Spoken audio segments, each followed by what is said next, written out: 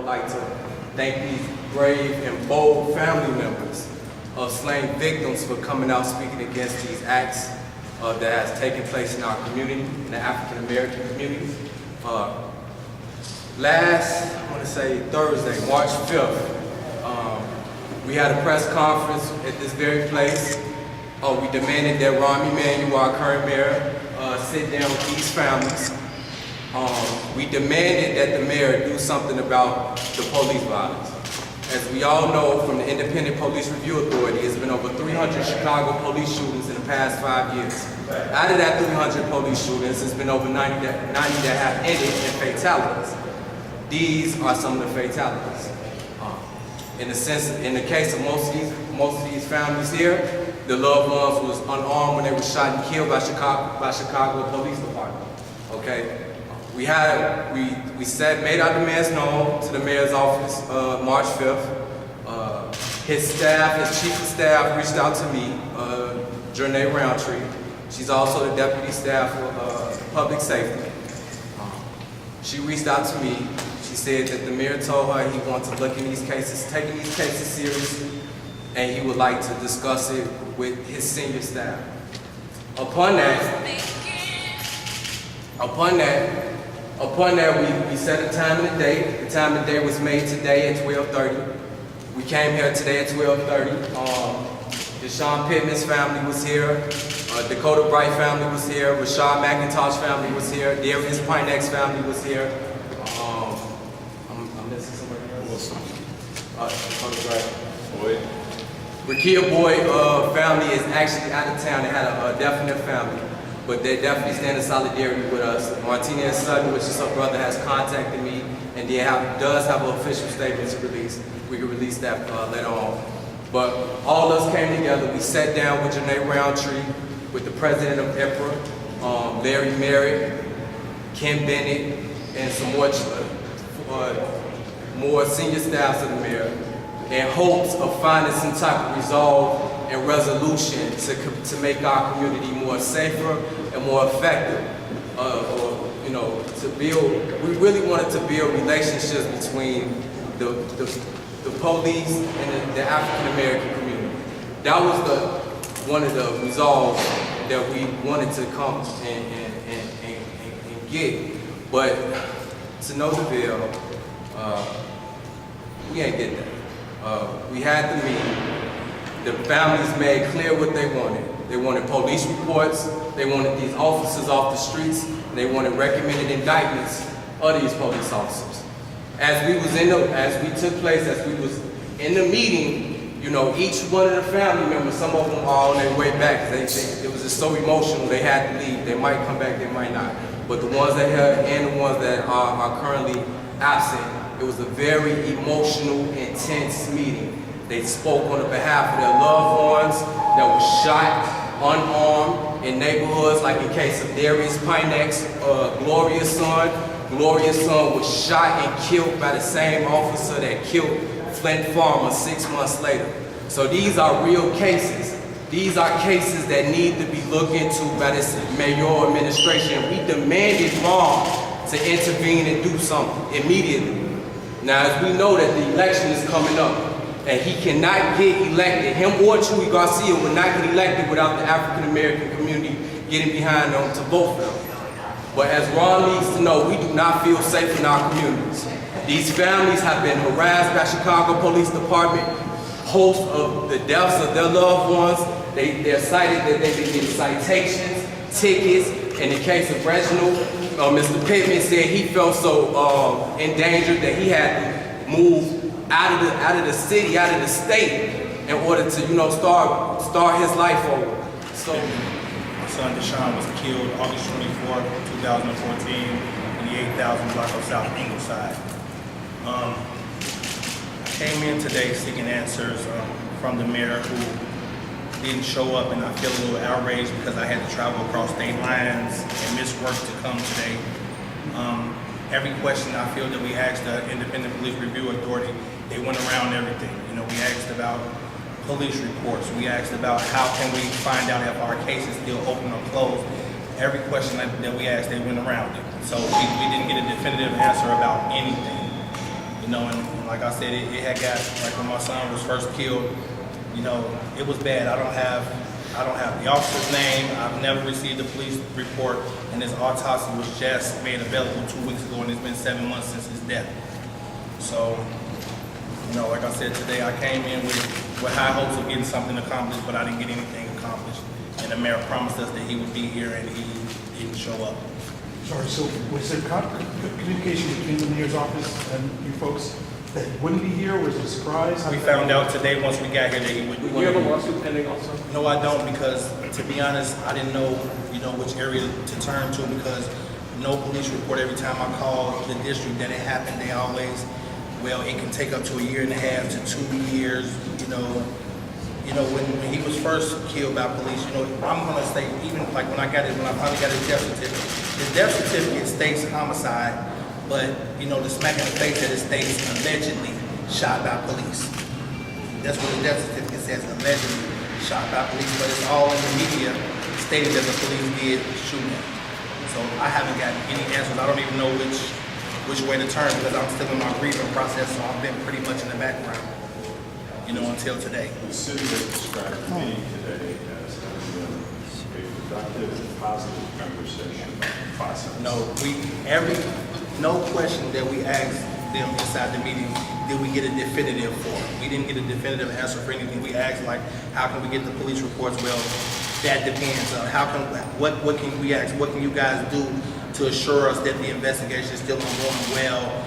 And we asked, do we have to kick down your doors to find out what's going on with the investigation? Why don't you get in contact with us to tell us what stage the investigation is going through? And they couldn't answer that question, which I feel they should contact us and say, well, we're here in the investigation of your loved one. We're here, but they don't. Well, how much of this is about just getting basic information about what happened? I would say half is getting the information and half is getting justice. Like we asked them today, is the independent police review board really independent, or are they for the police, or are they independent? We really don't know, because we don't feel like they're independent, because they're not giving us any information. Everything is, about the officers. It's not about us. Say and spell your name. Reggie Pittman, REGGIEPITTMAN. Did the mayor's people say where he was today during your meeting? No. And like I said, I traveled. I had to take a day off work and travel across state lines just to get here today, and for him not to show up, it's kind of cowardly, and I have to travel tonight all the way back home. Where are you from? Well, I since the incident, I moved to Lafayette, Indiana. I moved my other 3 boys out of the city of Chicago, because when the police killed my son, they continued to taunt us. Hi, I'm the mother of Ronald Johnson. He was murdered October 12th, 2014, 5300 South King Drive. I came here today to see Rahm Emanuel, and he cowered out and didn't show up. So how he figure he's here for the people and he can't even face us? And I'm not the only one feeling like he backed out on us. So if he can't face us, why should we vote him in office to support us to do anything? And he didn't have a decent enough to show up today for a very important meeting. They let us know right then and there he didn't care, because those wasn't his kids that got murdered by the people that he paying to work for him. He don't have my vote, so I'm quite sure everybody's feeling the same way that I'm feeling. As far as me, my family, and my community, he don't have our vote. And I want justice for my son murdered, because he was murdered. They asked me how I know he was murdered, because that's what the word homicide means, murder, intent to kill, and that's how I feel. Ms. Holmes, what's your first name? Dorothy, D-O-R-O-T-H-Y, Holmes, H-O-L-M-E-S. So we asked him, with respect to your son, did you, during the meeting, ask ICRA or anyone for information about what happened, the name of the officer involved, specific things like that? And Yes. if so, what answers did you get, if any? They said that they wasn't here to release that type of information, but they'll check into it to see what they gonna come up with. But I know the officer named that murdered my son. Have you ever gotten a narrative on what happened when he was killed? They say he fit the description of a suspect. Was there anything new at the meeting today that they provided? No, they didn't give out no more information than what we already knew that was gonna happen. Rahm Emanuel wasn't gonna show up. And the date of your son's death was October 12th? October the 12th, 2014, 5300 South King Drive. And I got 3 different police report numbers. And on one of them, it just say 5300 King Drive shooting. It don't have my son's name on there, or it don't have the officer name on there. But as I'm speaking with you all, if y'all want to know who the officer name is, type in my name, Dorothy Holmes versus the City of Chicago. It'll come up. Dorothy Holmes versus John Doe. Scroll down some more. Dorothy Holmes versus John Doe. Detective George Hernandez. You got it. They agreed to a meeting with us today. We sat down. I'm pretty sure we all feel the same way. We didn't get no answers, and we don't feel like nothing is still going to be done. You know, we all fighting for justice. I just want everybody to come together and help fight with us. Because if we don't stand together, we not going to stand for nothing. You know, they're going to keep walking over us. They're going to keep killing us. All our kids would have died in vain. You know, because my son was 15. He was the youngest of them all. You know, it don't make no difference how young you is. He was still a black young man who was murdered. You know, and I feel like it's not right that the man who was supposed to sit down with us didn't sit down with us. You know, so in all actuality, he don't really care about the problems that's really going on in our community. That's right. You know, and I feel like our kids' life don't matter. Well, guess what? We know their lives matter. And I want justice for my son, her son, her son, her son, her brother, his son. We all need justice, you know, and we need help. And we out here, and what we're doing is asking for help. Please help us. Somebody, anybody help us. My son laying dead, handcuffed, face down in the backyard for 4 to 5 hours. And I still haven't got anything. No justice, no nothing. And maybe it might take 4 years. That don't sound right, and it's not right.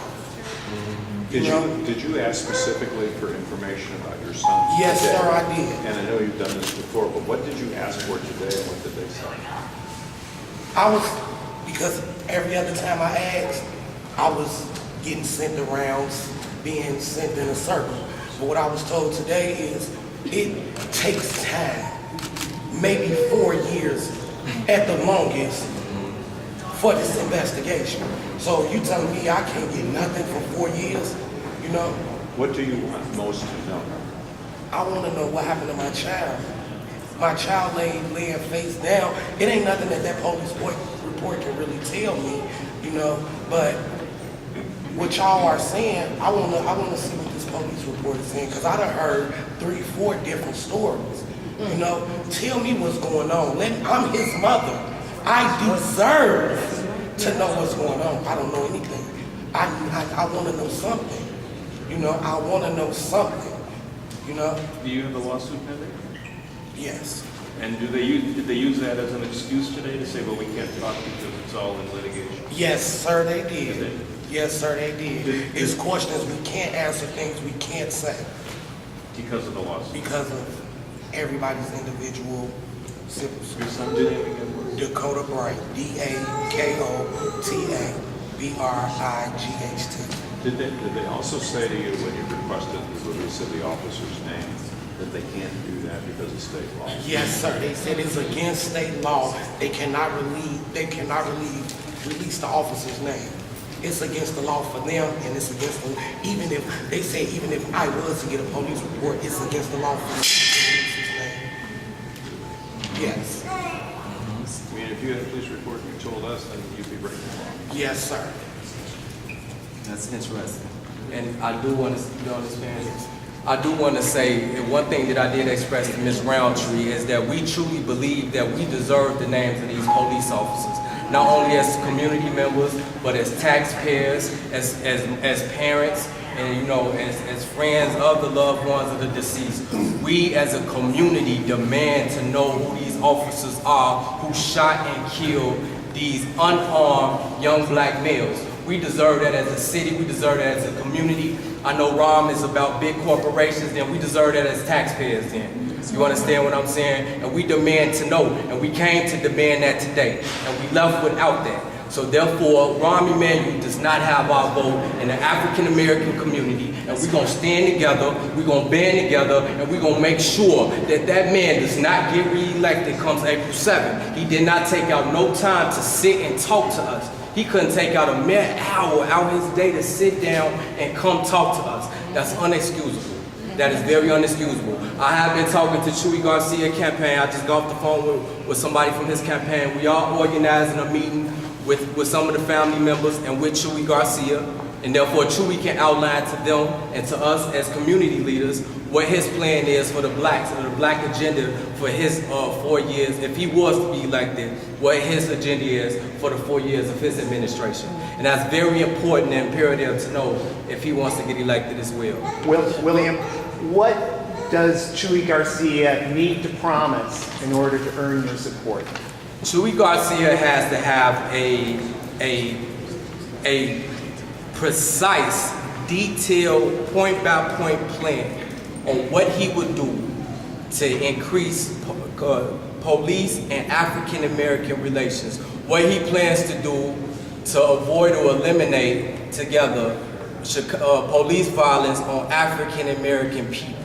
He has to have a precise, detailed plan, and that's just covering public safety in the African-American, because we have things when it comes to economics, we got an agenda when it comes to education, but when it comes to public safety and police violence on us civilians, on us black civilians, that's something that we demand that Chuy Garcia, if he wants, and we've been working with the Latino leaders too. You see, what they have to understand, Chuy Garcia doesn't have the United Latino, even though he's a Latino American, he doesn't have the whole Latino community united. So we have been talking to the Latino leaders as well. And we will work together. The black leaders will work with the brown leaders, and we will come up with a unified agenda. And we will make sure that Rahm Emanuel will not get elected again. And we will make Chuy Garcia have a detailed plan on what he plans to do if we are to put our support behind him. So he will be mayor for the next 4 years.